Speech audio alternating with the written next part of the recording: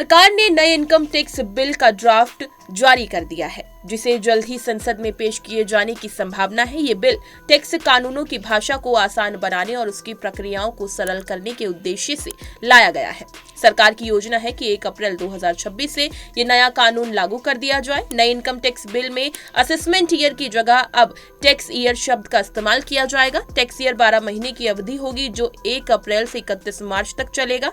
अगर कोई नया बिजनेस या पेशा शुरू किया जाता है तो उसका टैक्स ईयर उसी तारीख से शुरू होगा और चालू फाइनेंशियल ईयर के साथ खत्म होगा।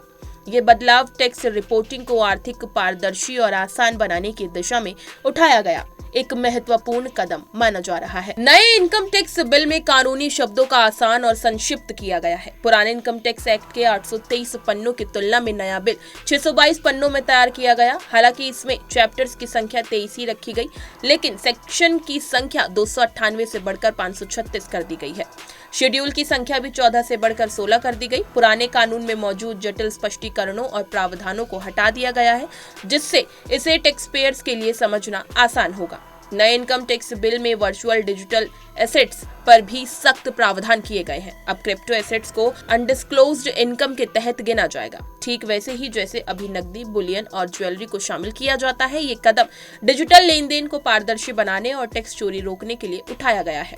बिल में टैक्स पेयर्स चार्टर को भी शामिल किया गया है, जो टैक्स भरने वालों के अधिकारों की रक्षा करेगा और टैक्स प्रशासन को आर्थिक पारदर्शी बनाएगा। ये चार्टर करदाताओं और कर अधिकारियों दोनों की जिम्मेदारियों और अधिकारों को स्पष्ट करेगा, जिसमें टैक्स से जुड़े मामलों को हल करना आसान होगा।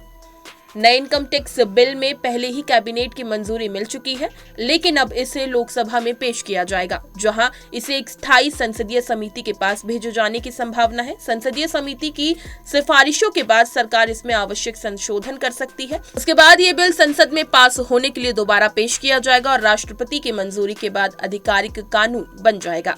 सरकार पिछले कई वर्षों में इनकम टैक्स कानून को आसान बनाने की कोशिश कर रही है। इसके लिए 2018 में एक टास्क फोर्स बनाई गई थी, जिसने 2019 में अपनी रिपोर्ट सौंपी। इससे पहले यूपीए सरकार ने 2009 में डायरेक्ट टैक्स कोड यानी डीटीसी पेश किया था, लेकिन वो संसद में पारित नहीं हो सका था। अब इनकम टैक्स बिल 2025 को इस दिशा में एक बड़ा सुधार माना जा रहा है, जिससे टैक्स सिस्टम और आधुनिक, सुविधाजनक और पारदर्शी बनेगा। इनकम टैक्स बिल में असेसमेंट ईयर की जगह अब टैक्स ईयर शब्द का इस्तेमाल किया जाएगा। टैक्स ईयर 12 महीनों की अवधि होगी, जो 1 अप्रैल से 31 मार्च तक चलेगी। इसी तरह की तमाम खबरें और लेटेस्ट अपडेट्स के लिए बने रहिए हमारे साथ और देखते रहिए punjabkesari.com।